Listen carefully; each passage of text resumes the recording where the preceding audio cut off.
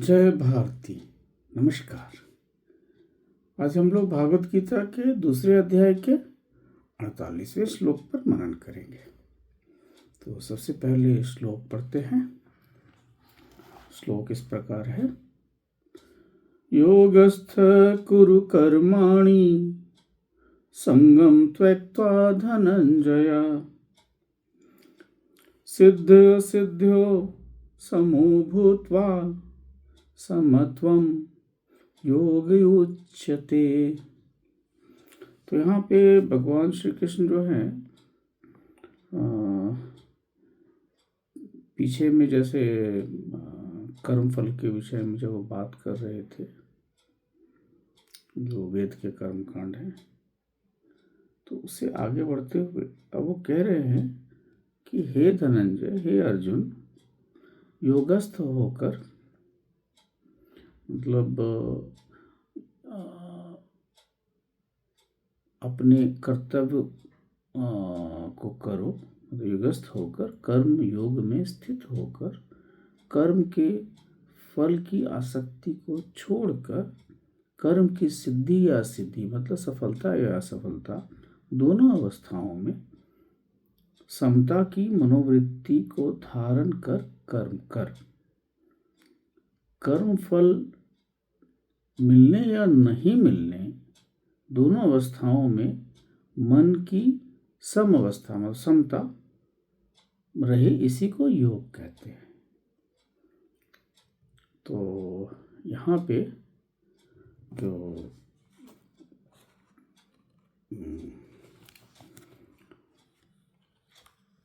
कविता के रूप में इसी को देखते हैं। योग स्थित में रह करो कर्म, मतलब योगस्थ होकर योग स्थित में रह करो कर्म धनंजय त्यज संग बुद्धि, मतलब आसक्त वाली बुद्धि। धनंजय त्यज संग बुद्धि भाव विषम, मतलब राग द्वेष। योग स्थित में रह करो कर्म धनंजय त्यज संग बुद्धि भाव विषम सफल निष्फल में रख संभाव समत्व ही योग है, यही उत्तम। तो यहाँ पे भगवान कृष्ण ने यही कह रहे हैं कि हे अर्जुन, योग में स्थित होकर आसक्ति को त्याग करके सफलता या असफलता में समान रहकर अपने कर्तव्य को करो, ये ऐसा समत्व भाव ही योग कहलाता है। तो यही यहाँ पे अब कहना चाह रहे हैं भगवान की मतलब धीरे से वो कर्म फल के संन्यास के तरफ अर्जुन को लेके जाना चाह रहे हैं। तो यहाँ योगस्थ को है कि अपने अंदर स्थित होना, मतलब अपने इस भाव में स्थित होना कि मेरे अंदर एक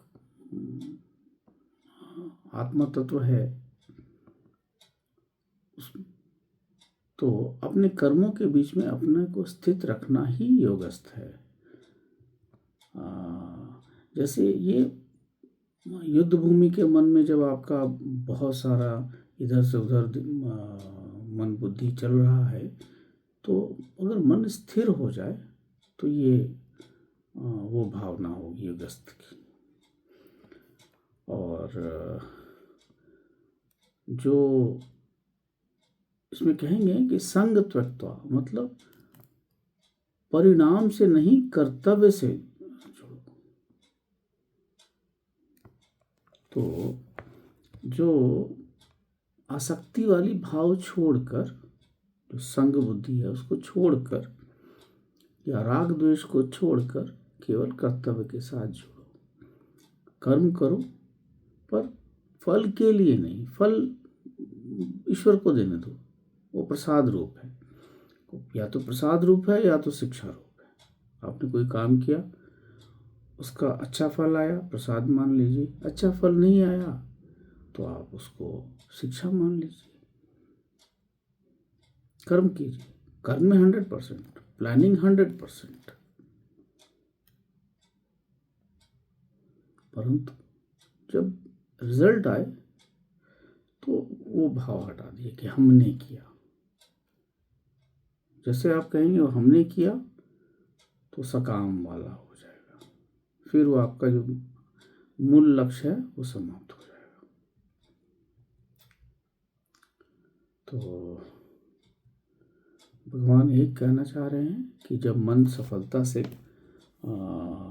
खुश या प्रसन्न नहीं होता, असफलता से दुखी नहीं होता, तो तभी उसको आप समभाव की तरह से आप कह सकते हैं कि वो समभाव की स्थिति में है, और वो इसको तब वो आप इसको कर्मयोगी भी कह सकते हैं। तो यहाँ पे यही है। और जैसे अब योगस्थ का अर्थ अगर इसको देखा जाए तो चित्त को आत्मा में स्थित रखना, मतलब आपके भीतर एक आत्मा है, एक चेतन शक्ति है, उसको आपका जो भाव है ये सब हमेशा रहना कि वहाँ पे वो दृष्टा है, ये हमेशा रहना। तो जो साक्षी भाव है, जब मन साक्षी भाव में स्थित हो जाता है तब आप उसको कह सकते हैं कि वो योगस्थ की अवस्था है। तब बाहरी कर्म जो है, बाहरी कर्म या कर्म के उपरांत जो भी सफल या असफल होता है तो वो सिर्फ एक तरह से एक कहानी जैसी हो जाती है। आप इसको कह सकते हैं कि वो प्रकृति की लीला है या ईश्वर की लीला है, उससे ज़्यादा कुछ नहीं। तो यहाँ पे ही है। और सफलता असफलता जो कह रहे हैं, सफल निष्फल में रख संभाव, तो जो सफलता असफलता है वो तो जीवन के मतलब ये दोनों ही चीज़ें हैं, कभी सफलता मिलेगी असफलता मिलेगी, और उसमें बहुत सारी चीज़ें हैं। कुछ आपका कर्म है, कुछ प्रारब्ध कर्म है, कुछ प्रकृति का न्याय है, समाज का न्याय है, या ईश्वरीय कुछ वो है, आप नहीं कह सकते। मतलब आपने कर्म किया परंतु उसका फलीभूत होना, उसमें और भी फैक्टर्स होती हैं। अब जैसे कोई शिक्षक अपने बच्चों को, सब बच्चों को समान पढ़ाता है, एक ही क्लास में समान पढ़ाता है, परंतु उनमें से कोई बच्चा ज़्यादा समझता है, कोई कम समझता है। इसमें गुरु ने तो सबको एक बराबर ही किया। अब सब बच्चों की परिस्थितियां अलग अलग हैं, अब उसके अनुसार वो समझता है। कुछ बच्चों में तमस ज़्यादा है तो वो थोड़ा आराम कर लेता है, तो नहीं समझ पाता।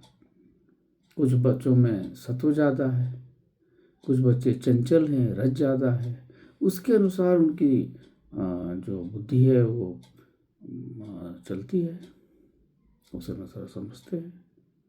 तो सफलता असफलता में कई आयाम हैं। आपका प्रयास ठीक है, परंतु आपके प्रयास के बाहर में भी कुछ और है।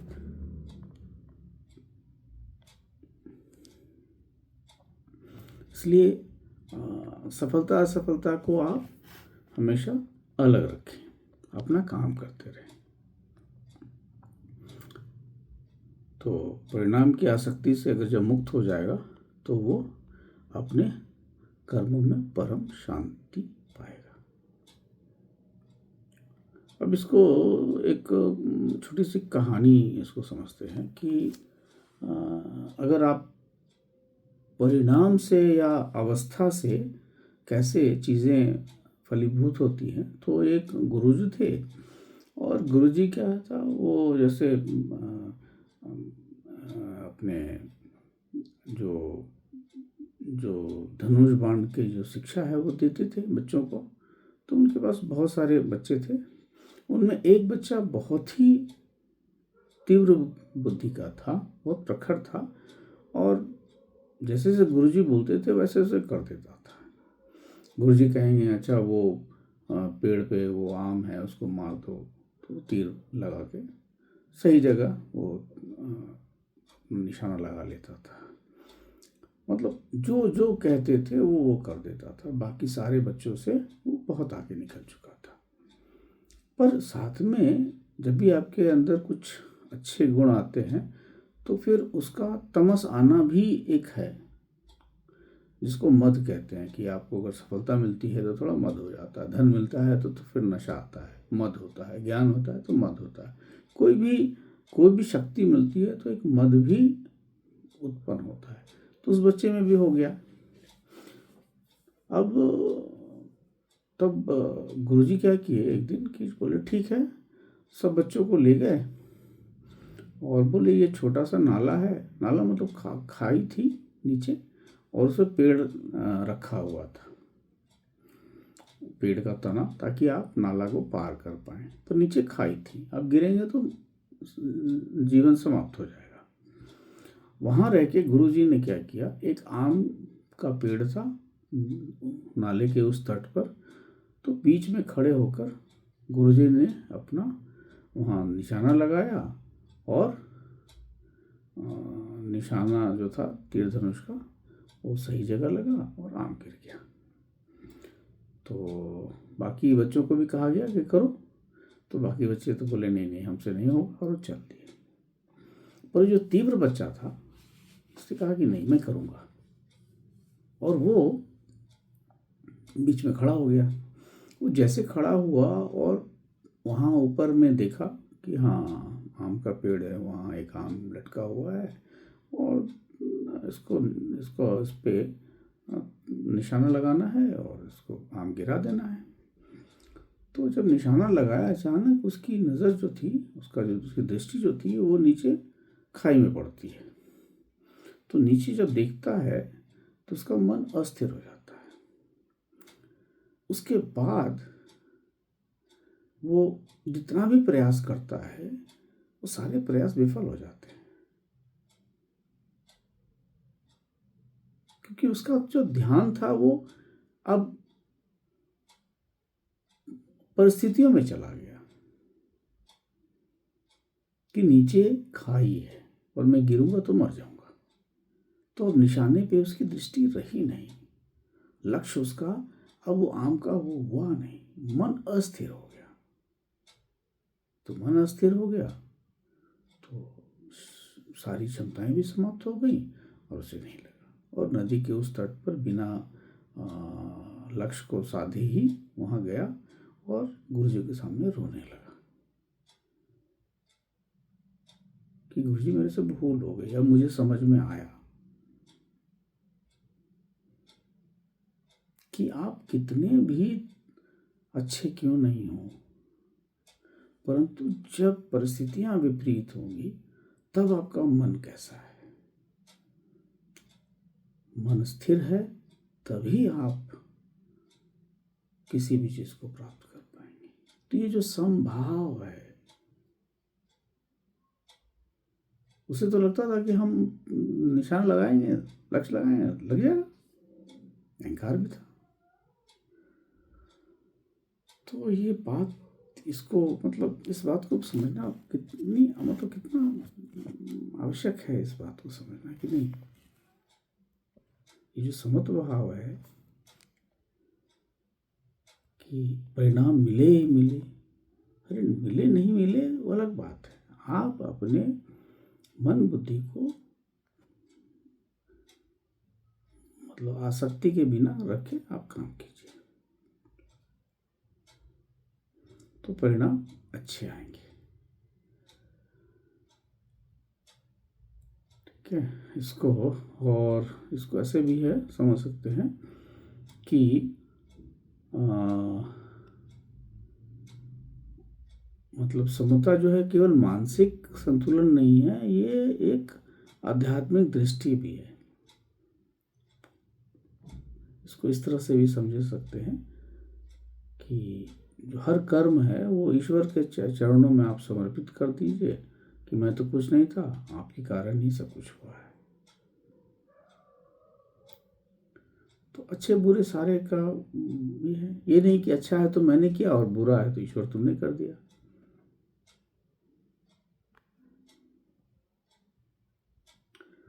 तो इन चीज़ों को समझना होगा। मतलब हम देखिए, जो साधारणतः क्या है, मनुष्य जो है इसको ना इस तरह भी समझ सकते हैं, जैसे बिल्ली का बच्चा है और बंदर का बच्चा है। आप देखेंगे बिल्ली का बच्चा जो है वो जहाँ माँ उसकी पकड़ पकड़ के छोड़ देती है वहीं रहता है, और बंदर का बच्चा हमेशा माँ से चिपके रहता है। तो यहाँ बंदर का बच्चा कर्म करता है और कहता है मैं पकड़ा हूँ, और माँ माँ उसकी अगर छलांग लगा रही है और वो गिर जाता तो सारा दायित्व तो बच्चे पे है, क्योंकि उसके अहंकार है कि मैं पकड़ा हूँ।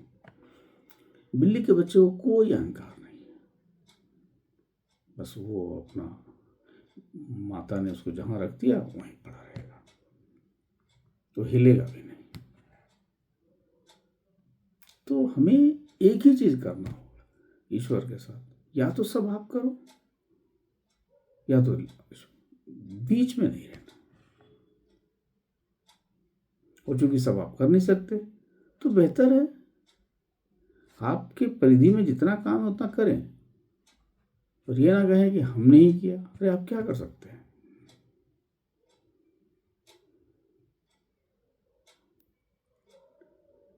आपके जीवन में जितना कर्म कर्म करने का अवसर मिल रहा है उसको कीजिए, बाकी उस पर छोड़ दीजिए सफलता असफलता। तो यही जिसको बोलेंगे कि निष्काम कर्म का यही है कि आप निष्काम कर्म कीजिए, मतलब कर्म करते हुए भी शांत रहिए, कर्म फल के पीछे मत भागिए, सफलता असफलता दोनों में समान भाव रखिए, समत्व रखिए, और यही समत्व योग है। तो जैसा उस बालक जो गुरु शिष्य की कहानी थी उसमें भी यही था कि असली जो द्वंद्व है वो तो मन के अंदर में है, बाहर में नहीं है। लक्ष्य में द्वंद्व नहीं है, लक्ष्य तो सदा हुआ है, द्वंद्व मन में है, मारे नहीं मारे। जैसे अर्जुन को था, अर्जुन को है अभी भी, विषाद योग से तो निकलने का प्रयास हो रहा है, और ये विषाद हमेशा आएगा, हर अर्जुन को आएगा, रोज आएगा। इसलिए तो भागवत गीता की आवश्यकता रोज है, ये प्रतिदिन है। विषाद तो ऐसा चीज है कि वो ग्रसित करेगा ही करेगा। समाज है, परिवार है, राष्ट्र है, रोज कुछ घटनाएं होंगी, पर वो कर्म करना। आशा है आपको अच्छा लगा होगा। नमस्कार, जय भारती।